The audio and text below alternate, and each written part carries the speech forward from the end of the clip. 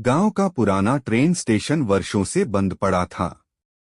लोग कहते थे कि वहां रात में अजीब-अजीब आवाजें सुनाई देती हैं और कई यात्रियों की आत्माएं वहां भटकती हैं। चार दोस्त रवि, सोनिया, अमित और मीरा स्टेशन के बारे में सुनी सुनाई बातों से प्रभावित होकर एक रात स्टेशन की सच्चाई जानने का फैसला करते हैं। रात के समय वे चारों अपने टॉर्च और कैमरों के साथ स्टेशन पहुंचते हैं।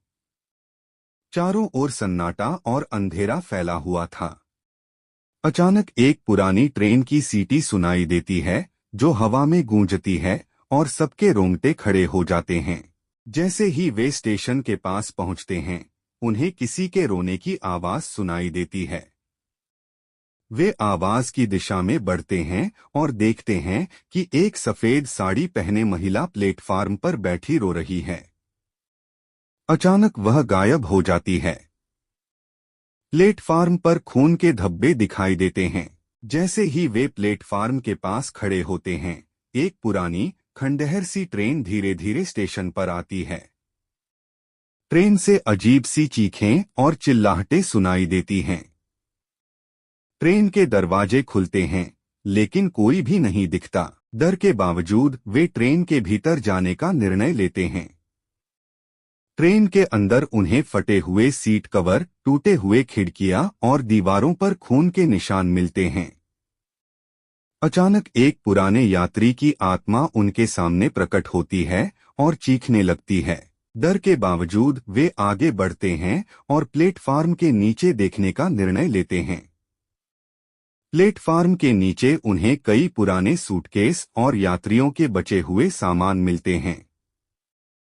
वहां एक पुराना डायर मिलता है जिसमें पिछले यात्रियों के भयानक अनुभव लिखे होते हैं। जैसे ही वे प्लेटफार्म के नीचे और गहराई में जाते हैं, उन्हें एक बंद दरवाजा दिखाई देता है। दरवाजा खोलते ही वे एक अंधेरे और डरावने कमरे में प्रवेश करते हैं, जहां दीवारों पर खून के धब्बे और पुराने अखबारों की कटिंग्स लगी हुई थीं। एक पुरानी घड़ी के टिक टिक की आवाज कमरे में गूंजती है। कमरे में पहुंचते ही चारों दोस्त अचानक महसूस करते हैं कि वहां और भी आत्माएं हैं। वे देखते हैं कि दीवारों से कई भूतिया आकृतियां निकल रही हैं और उनकी ओर बढ़ रही हैं।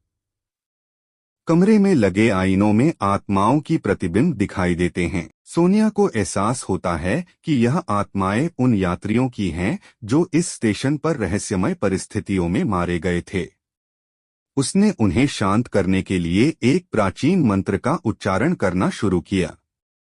लेकिन अचानक एक तेज हवा का झोंका आता है और लाइट्स टिमटिमाने लगती हैं। सोनिया के मंत्रों से आत्माएं धीरे धीरे शांत हो जाती हैं और उन्हें मुक्ति मिल जाती है।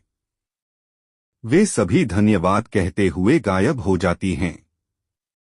कमरा एक भयानक आवाज के साथ हिलने लगता है और दीवारें गिरने लगती हैं। आत्माओं की मुक्ति के बाद चारों दोस्त स्टेशन से बाहर आते हैं।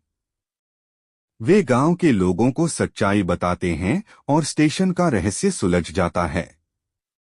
स्टेशन का खौफनाक इतिहास भी खत्म हो जाता है।